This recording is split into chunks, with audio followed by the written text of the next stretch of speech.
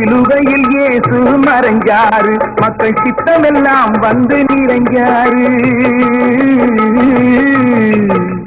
சிலுவையில் இயேசு மறைஞ்சாரு, மக்கள் சித்தமெல்லாம் வந்து நிறைஞ்சாரு.